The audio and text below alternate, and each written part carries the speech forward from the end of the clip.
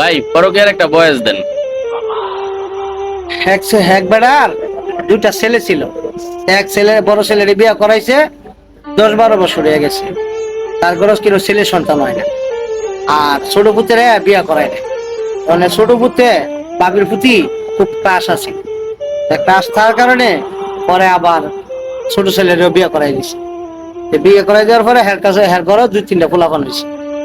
বড় ছেলে ঘরে কিনে পোলাপান হলো, তা ঠাস করে শ্বশুর একদিন পুত্রের বউরে কইতাছে আর কি, মা গো, তোমার তো 10-12 বছর হয়েছে, রাতের মুখ দেখতাম না। আমি শুনছি ওই যে বরতলা আপনার এক দরবেশ বাবা বয়, সেখান থেকে পানি পড়া, আর হেবারের কথা মতো চললে গেলে মানুষের ছেলে সন্তান হয়, যদি যাইতা কয়েকটা যাবো। তো বৃহস্পতিবার দিন দরবার শরীফে গেছে আর কি, দরবেশ বাবার কাছে। আর সেই দরবেশ বাবা শ্বশুর হয়ে গিয়া সাজ্জা বয়ে রয়েছে। আবার বেটি গেছে পরে তো বেটির 14 ফিরির নাম ঠিকানা, বেটি কি কেমনে কি করে কি সমস্যা সব কই লিখেছে। বেটি গেছে, হ্যাঁ বাবা যে খুব কামেল কর। তখন পানি ফোড়া দিছে, পানি ফোড়া দিয়া আর কইতেছে যে এক রাত তোমার শ্বশুরের লোকে থাকতে আচ্ছা বাইতাইয়া। পরে বেটির জামাইরা কইতেছে, দরবেশ বাবার কাছে গেছিলাম, এলা পানি ফোড়া দিছে আর কইছে যে আপনার লোকে এক রাত থাকতে হইব। সমস্যা কি, তোমার আপা আর আমার আপা তো এক কতই, এক রাত থাকলে যদি আমরা একটা কিছু হয় তাহলে ভালো না, তো থাকবা। তো বাড়ির বড় বউ না, কাম কাজ সব শেষ করে এনে যায় আর শ্বশুর ঘরে হইতো। এর ভিতরে শ্বশুর আগে গিয়া এক সহির মেঝে থাকতো আর কি। আগেলা দিনে সহি আসিল, সহির আবার বড় বড় ফাঁকা ছিল। হ্যাঁ ভাবছে কি যে বড় বউ দায়িত্ব আছে, যে এর ভিতরে যন্ত্রটার একটা শান দিয়ে নি, এই সহির ফায়দা এর যন্ত্রটারে শান দিতেছে। এই না দেখে বিলে নিশ্চিত দেখতেছে যে একটা ইন্দুর উঠতেছে নামতেছে, বিলে ঠাস করে একজনের মাথাটা কামড়টা খাই নিছে। খাই লওয়ার পরে খাইতো গেছে মারা যাওয়ার পরে বেডি আইসে, 2 ঘন্টা পরে আয় দেখি শ্বশুর মহিলা নিছে।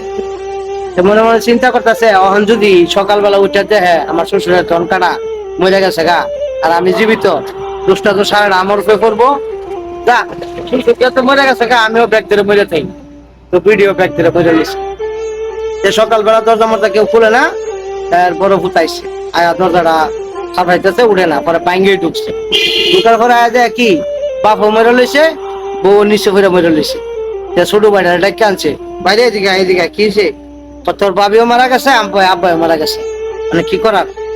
তুই গিয়া মানুষজনরে খবর দে, আর গিয়া কাফনের কাপড় আনগা, আমি এটারে দুটা রাজ পাহারা যাই, এর ভিত্তি আবার বাইরে বার করুন না, 2-3 লগ লইয়া।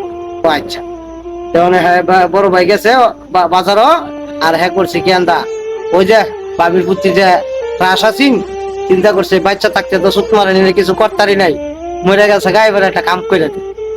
দেখুন কাপড় উল্টায় কাম করতে গেছে, পাট করে বিড়ি দেওয়া হজাক উঠে গেছে। এই গুলাম তুই করস কি?